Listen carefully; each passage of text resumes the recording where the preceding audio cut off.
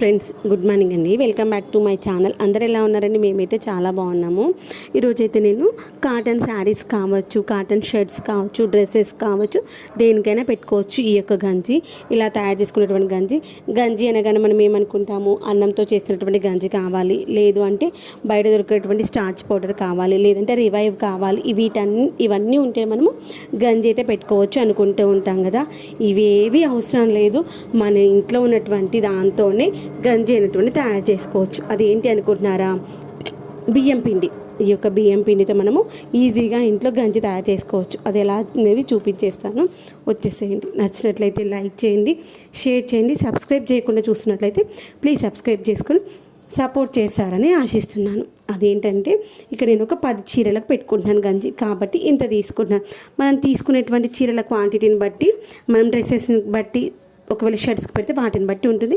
తర్వాత మనం తీసుకునే శారీస్ మరీ బాగా థిక్గా ఉన్నాయంటే కొంచెం ఎక్కువ పడుతుంది, పల్చగా ఉన్నాయంటే కొంచెం తక్కువ పడుతుంది. అవన్నీ చూసుకొని మనము పిండి అయితే తీసుకోవాల్సి వస్తుంది. ఇక్కడ నేనైతే వాటర్ తీసుకొని మంచిగా మసాలా పెట్టుకుంటున్నాను. మనం ఏంటి, రాగి జావ తయారు చేసుకుంటాం చూడండి, సేమ్ అదే ప్రాసెస్ అనమాట. రాగి జావ ప్లేస్లో మనము రాగి జావ అంటే రాగి పిండి తీసుకుంటాం కదా, కానీ ఇక్కడ మనకి గంజి కావాలి కాబట్టి బియ్యం పిండి తీసుకుంటాం. మిగిలినంతా సేమ్. ముందుగా వాటర్ తీసుకొని మసాలా పెట్టుకొని, వాటర్ మసిలిన తర్వాత మనం పిండిని వాటర్లో వేసుకొని మంచిగా ఉండలు లేకుండా లూజ్గా కలుపుకొని పెట్టుకోవాలన్నమాట. ఎందుకంటే ఇక్కడ వాటర్లో కలుపుకోవడానికి రీజన్, పిండి వేసినట్లయితే అక్కడ మనం డైరెక్ట్గా ఉండలు అవుతుంది. అందుకోసమని ఇక్కడ వాటర్లో మంచి డైల్యూట్ చేసుకో, మళ్ళీ మనం పోసేటప్పుడు మంచి కలుపుతూ పోసుకోవాలి. అప్పుడే మనకు లోపల ఉండేటువంటివి రావు. ఒక చేత్తో పిండిని పోసి ఒక చేత్తో కలుపుతూ ఉండాలి. ఇది ఒక 5 నిమిషాల్లో ఉడికిపోతుంది. ఇది 5 నిమిషాల్లో ఉడుకుతుంది కాబట్టి ఆ ఉడికే లోపల మనము స్టవ్ని మీడియం ఫ్లేమ్ టు స్లోలో సెట్ చేసుకుంటూ కలుపుతూ ఉండాలి. అడుగు మందంగా ఉన్న గిన్నె తీసుకుంటే గంజి పెట్టుకోవడానికి కింద అడుగంటదు, లేదంటే కింద మాడిపోతుంది. ఇలా కలుపుతూ తిప్పుతూ ఉండాలి. తర్వాత ఇంకొక టిప్ ఏంటి అంటే, మనం గంజి పెట్టుకునేటువంటి గిన్నె, మసలు పెట్టుకునేటువంటి ఆ గిన్నె వాటర్ నిండుగా పోసుకోవద్దు. ఓన్లీ ఒక 75% వాటర్ మాత్రమే పోసుకోవాలి. మిగిలిన 25% ఖాళీగా ఉండాలి. ఎందుకంటే మనము ఈ యొక్క గంజి కోసం మనం బియ్యాన్ని వాటర్తో కలిపేసి పోస్తాం కదా, అదొకటి వస్తుంది. తర్వాత మనం మసలేటప్పుడు పిండి అనేటువంటిది పైకి పొంగుతూ ఉంటుంది అనమాట. అలా పొంగుతున్నప్పుడు మనకు స్పేస్ ఎక్కువగా ఉంటేనే పైకి పొంగిపోకుండా ఉంటుంది కదా, అందుకోసం అనమాట. ఇలా కలుపుతూ ఒక 5 నిమిషాల వరకు చేసుకో. ఇది ఉడికిందా లేదా మనకు ఎలా తెలుస్తుంది అంటే, ఫస్ట్ మనం వేసినప్పుడు వాటర్లో పిండిని వేసినప్పుడు వైట్ కలర్లో ఉంటుంది. ఇక్కడ చూడండి, డార్క్ కలర్లోకి మారిపోతుంది అనమాట. ఆ యొక్క వైట్లోనే కొంచెం డార్క్ కలర్లోకి వస్తుంది, అంటే క్రీమీ షేడ్లోకి వస్తుంది అనమాట. బిస్కెట్ కలర్ ఉంటుంది చూడండి, ఆ కలర్ షేడ్లోకి వస్తుంది. అలా వచ్చినప్పుడు స్టవ్ బంద్ చేసుకొని దీన్ని చల్లార పెట్టుకోవాలి. ఎండాకాలం కాబట్టి చల్లారడానికి టైం పడుతుంది. కాబట్టి ఒక బకెట్లో నీళ్లు పోసుకొని ఆ యొక్క నీళ్ళలో ఈ యొక్క గిన్నెను పెట్టేసుకొని ఒక 2 సార్లు కింద ఉన్నటువంటి ఆ యొక్క వాటర్ని చేంజ్ చేసుకోవాలి. అప్పుడే తొందరగా అలా చల్లారిన తర్వాత వడగట్టుకోవాలి. వడగట్టుకోకుండా మనం చీరలకు గంజి పెట్టుకున్నాము అంటే దానిపైన మీగడ వస్తుంది చూడండి, ఆ మీగడ అనేటువంటి చీరలకి అక్కడక్కడ అంటుకుంటూ ఉంటుంది. అలా మీగడ అంటుకుంటే అస్సలు మంచిగా ఉండదు. అది ఒకటి గుర్తుంచుకోవాలి. మనము కంపల్సరీ వడగట్టుకోవాలి. తర్వాత వడగట్టుకున్న తర్వాత మనం ఏ గిన్నెలో అయితే మనము గంజి పెట్టుకున్నామో ఆ గిన్నెలో కొన్ని వాటర్ పోసేసి దాన్ని మంచిగా కడిగేసి ఇప్పుడు మనం వడగట్టుకున్న దాంట్లోకి మార్చుకొని బకెట్లో ఏంటంటే మొత్తం ఒకేసారి గంజి పోసుకొని చీరలకు పెట్టుకోవద్దు అనమాట. ఏంటంటే ఒక చీరకి ఎంత పడుతుందో గంజి అంతవరకు మాత్రమే తీసుకొని మిగిలినంతా వేరే గిన్నెలకు మార్చేసుకోవాలి.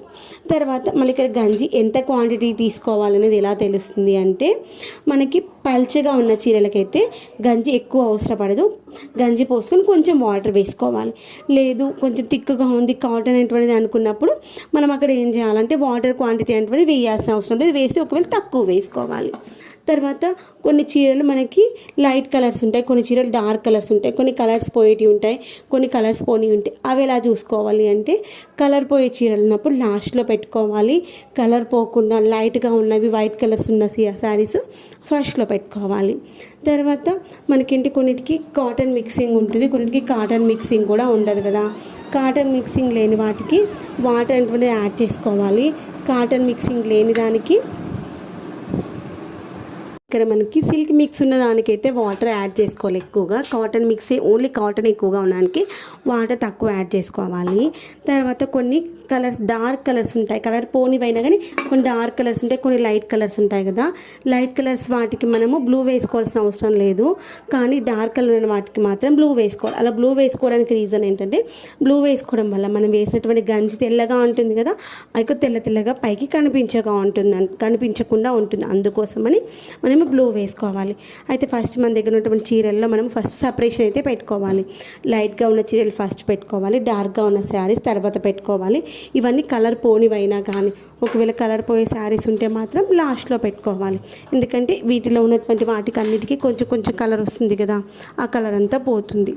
తర్వాత వచ్చేసి కొన్ని చీరలవి బార్డర్స్ మాత్రమే కలర్ పోతుంది, మధ్యలో అంతా బాగానే ఉంటుంది. అలాంటప్పుడు ఏం చేయాలంటే రెండు బార్డర్స్ కలిపి ఒక దగ్గర పట్టుకొని ఫస్ట్ కలర్ పోని పాటికి మనం గంజి వేసుకున్న తర్వాత కలర్ పోయే పాటు ఉంది కదా, దానికి తర్వాత గంజి వేసుకోవాలి. ఆ విధంగా చేసుకొని అన్నింటినీ మనము పైకి తెచ్చేసుకోవాలి, ఒక బకెట్లో వేసుకొని. ఇలా మనం అన్నీ ఒక దగ్గర వేసుకునేటప్పుడు మళ్ళీ ఇంకొకటి ఏంటంటే, కలర్ పోయేటివన్నీ సపరేట్, కలర్ పోనివన్నీ సపరేట్గా తెచ్చుకోవాలి.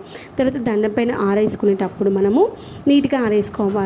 మనం ఇంకా తర్వాత ఫోల్డింగ్స్ వస్తే మనకి ఐరన్ చేసుకునేటప్పుడు కూడా నీట్గా ఉండదన్నమాట. అదొకటి చూసుకోవాలి. మనం ఆరేసుకునేటప్పుడు 4 మడతలు ఆరేసుకోవాలి. 2 ఎడ్జెస్ అంటే మనకి 2 చివర్లు ఉంటాయి కదా, ఆ యొక్క 2 చివర్లను కూడా నీట్గా సెట్ చేసుకుంటూ ఆరేసుకోవాలి, పైనుండి కింది వరకు. ఎక్కడైనా మనకి ఫోల్డింగ్స్ ఉంటే తడిగా ఉన్నప్పుడే మనం సెట్ చేసుకోవాలన్నమాట. ఒకవేళ తడిగా ఉన్నప్పుడు సెట్ చేసుకోలేమనుకోండి, ఆరిపోయిన తర్వాత ఫోల్డింగ్స్గా ఉండి మనం ఐరన్ చేసినా కానీ ఈ యొక్క క్లాత్ అయితే లుక్ అయితే మంచిగా ఉండదు. అదొకటైతే చూసుకోవాలి. అంతా ఆరిపోయిన తర్వాత ఇవన్నీ ఆరేసుకోవడం మనం ఎండలోనే ఆరేసుకోవాలి. అలా ఎండలో ఆరేసుకుంటేనే మనకి ఆ యొక్క శారీకి వేసుకున్నటువంటి గంజి మంచిగా ఆరిపోతుంది, మంచిగా షైన్ వస్తుందన్నమాట. అదొకటి చూసుకోవాలి. తర్వాత మంచిగా ఆరిపోయిన తర్వాత మనము ఫోల్డ్ చేసుకొని తెచ్చుకునేటప్పుడు కూడా నీట్గా ఫోల్డ్ చేసి తెచ్చుకోవాలి. ఒకవేళ ఫోల్డింగ్స్ చేసుకున్నాం అనుకోండి, మళ్ళీ ఐరన్ చేసుకోవడానికి కష్టం అవుతుంది. లేదు అనుకుంటే ఐరన్ చేసుకోవాల్సిన అవసరం కూడా లేకుండా ఉండాలి అంటే మనం ఏం చేయాలంటే, వాటిని మంచిగా నీట్గా ఫోల్డ్ చేసేసి బెడ్ కింద పెట్టేసామనుకోండి, 1 రోజు 2 రోజులు అవి మంచిగా అణిగి ఇంకా మనం ఐరన్ చేయాల్సిన అవసరం కూడా ఉండదు. అలా అయినా చేసుకోవచ్చు.